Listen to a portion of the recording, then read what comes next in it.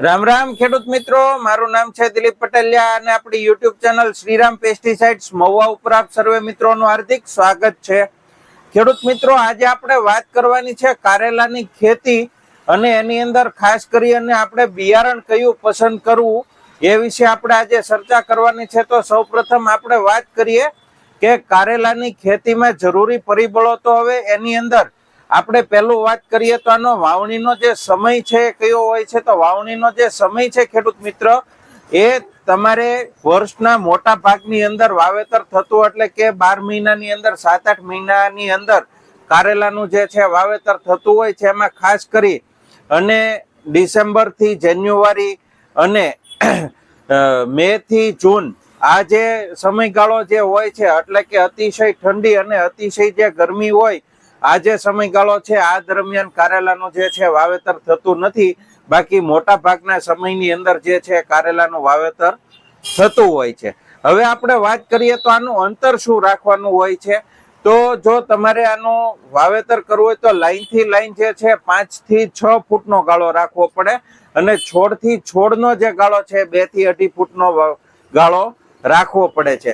હવે ઘણા ખેડૂત મિત્ર આને નીચે વાવેતર કરતા હોય, એટલે કે જમીન ઉપર આનું વાવેતર કરતા હોય, એ રીતે પણ આનું વાવેતર થઈ શકે છે. એમાં થોડીક ફ્રૂટની ક્વોલિટી જે છે ડાઉન જાય છે. પણ આમાં જો ખાસ તમારે સારું ઉત્પાદન અને ક્વોલિટી વાળું ઉત્પાદન લેવું હોય તો ખાસ કરીને ખેડૂત મિત્રો ટેલિફોન પદ્ધતિ, એટલે કે વેલા ચડાવી અને લટકાવીને જે કરવાનું થાય છે એના અંદર સારામાં સારું આનું જે છે ઉત્પાદન મળતું હોય છે. એટલે એ પદ્ધતિથી આનું વાવેતર કરવું જોઈએ. અને ખાસ કરી અને જો મલ્ચિંગ ની અંદર વાવેતર કરવામાં આવે તો એ વધારેમાં વધારે સારું પડતું હોય. અને ખાસ કરી અને એની અંદર જે છે ગ્રેડ બધા આપણે ચડાવી શકતા હોય, એટલે ઉત્પાદન આપણે જેવું જોવે અને જેવી ક્વોલિટી આપણે જરૂર હોય એ ટાઈપની આપણે ક્વોલિટી બનાવી શકતા હોય. કારણ કે ડ્રીપ અને મલ્ચિંગ ની અંદર જે છે ગ્રેડ બધા આપણે ચડાવતા હોઈએ છીએ. અને ખેડૂત મિત્ર, હવે આપણે વાત કરીએ કે આમાં પાયાનું ખાતર કયું નાખવું જોઈએ. તો પાયાના ખાતરની અંદર આપણે વાત કરીએ તો ડીએપી અથવા 12-32-16 બરોબર છે એ વાપરવું જોઈએ. અને દેશી ચાણિયું ખાતર જે છે તો વધારેમાં વધારે શક્ય હોય એટલું વાપરવું જોઈએ. બરોબર છે. એટલે આ રીતે જો છે એનો પાયો મજબૂત કરવો જોઈએ. અને એમાં જો સાથે સલ્ફર નાખવામાં આવે પાયાની ખાતરની હારે તો એ વધારે ઉત્તમ પડતું હોય છે. જે 90% સલ્ફર આવે છે એ તમે નાખો, એ તમારે એમાં વધારેમાં વધારે ફાયદો આપતું હોય છે રૂટ ડેવલપમેન્ટની અંદર.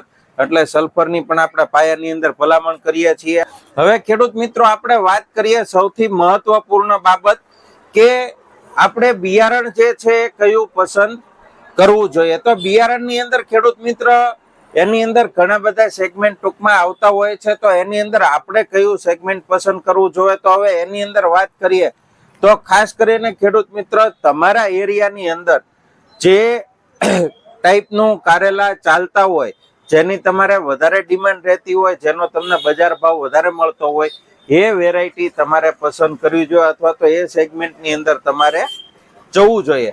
તો હવે આપણે વાત કરીએ તો કારેલાની અંદર જે ટૂંકી વેરાયટી આવે છે, એટલે કે થોડીક જે છે ટૂંકી વેરાયટી, એની સાઈઝ જે છે 4 ઇંચની આજુબાજુની જે સાઈઝ થતી હોય 4 થી 5 ઇંચની, એ વેરાયટીની વાત કરીએ તો એના અંદર તમે જોઈ શકો છો આ ઇન્ડસ કંપનીનું મોહિની વેરાયટી બરોબર છે. આની જે લંબાઈ છે 4.5-5 ઇંચ આજુબાજુની જે છે લંબાઈ થતી હોય છે. અને એ જ સેગમેન્ટની અંદર આપણે બીજી વાત કરીએ તો નિધિ સીડ્સનું 303 વેરાયટી, અને એ જ સેગમેન્ટની અંદર આપણે ત્રીજી વેરાયટીની વાત કરીએ તો વિવેક વેરાયટી, સંગ્રો સીડ્સનું વિવેક. આ ત્રણેય વેરાયટી જે છે એની લંબાઈ જે છે 4.5 ઇંચ આજુબાજુની થતી હોય છે અને કાંટા જે છે એની અંદર મીડિયમ આવતા હોય છે. હવે આપણે વાત કરીએ તો માર્કેટની અંદર જેની વધારે ડિમાન્ડ રહેતી હોય એ વેરાયટીની, કે જેની લંબાઈ જે છે 4.5-5 થી લઈ અને 5.5 ઇંચ સુધીની આવતી હોય, તો એ વેરાયટી છે અજીત સીડ્સની ગ્રીન વંડર બરોબર છે. અને આ જ સેગમેન્ટની અંદર આપણે વાત કરીએ તો બીજી જે વેરાયટી છે ઇલોરા કંપનીની શ્રીવલ્લી વેરાયટી છે. આ બંને વેરાયટીની ખાસિયતની થોડીક વાત કરીએ તો એના જે કાંટા છે એ મોટા થતા હોય છે અને સાઈઝ જે છે કોમ્પેક્ટ થતી હોવાથી એનો બજાર ભાવ પણ સારો મળતો હોય છે. હવે આપણે વાત કરીએ તો 5.5-6 ઇંચ આજુબાજુનો જે તુરિયું થતું હોય કે 6.5 ઇંચ આજુબાજુની જેની લંબાઈ થતી હોય અને એની અંદર કાંટા મોટા અને સારા આવતા હોય તો એ વેરાયટી છે ન્યુજીન્સ કંપનીનું કાવ્યા વેરાયટી. આ તમે જોઈ શકો છો ન્યુજીન્સ કંપનીનું કાવ્યા.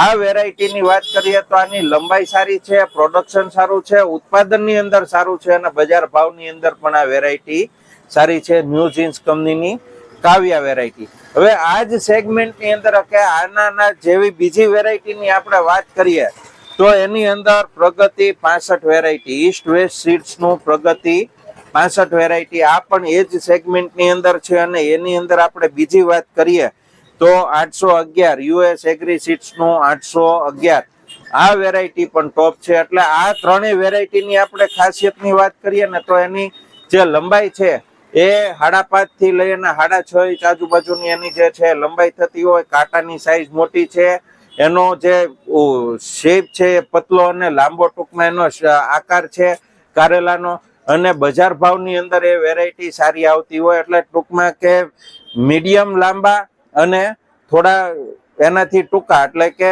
એ બંને વેરાયટી માર્કેટની અંદર વધારેમાં વધારે હાલતી હોય છે. એના સિવાયની વધારે લાંબા એટલે કે 8 ઇંચ 9 ઇંચ આજુબાજુની લંબાઈ વાળા કારેલા પણ આવે છે, પણ એ વેરાયટી અમારી પાસે અત્યારે હાજર નથી, કારણ કે એ વેરાયટી અમારા એરિયામાં ચાલતી નથી.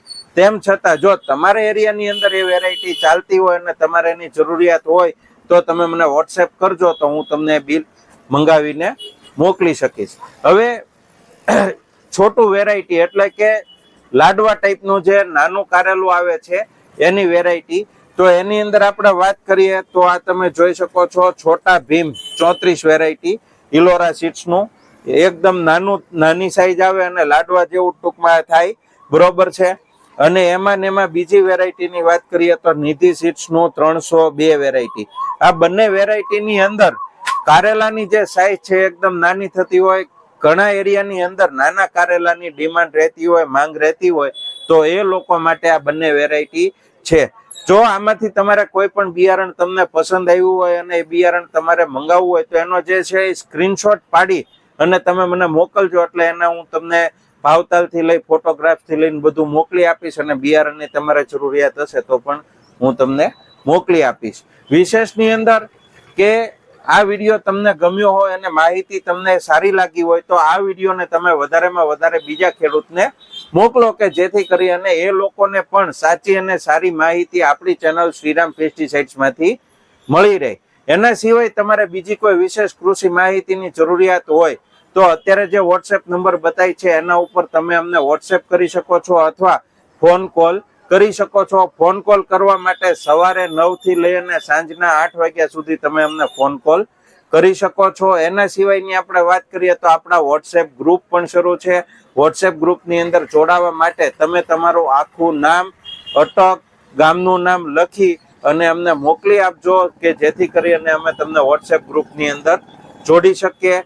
અને આપણી ચેનલ શ્રીરામ પેસ્ટિસાઇડ્સમાં હજુ જો તમે નવા હોય અને આપણી ચેનલને સબસ્ક્રાઇબ ના કરી હોય તો આપણી ચેનલ શ્રીરામ પેસ્ટિસાઇડ્સને સબસ્ક્રાઇબ કરી લેવી. એ સાથે જ અમને રજા આપશો. જય જવાન, જય કિસાન.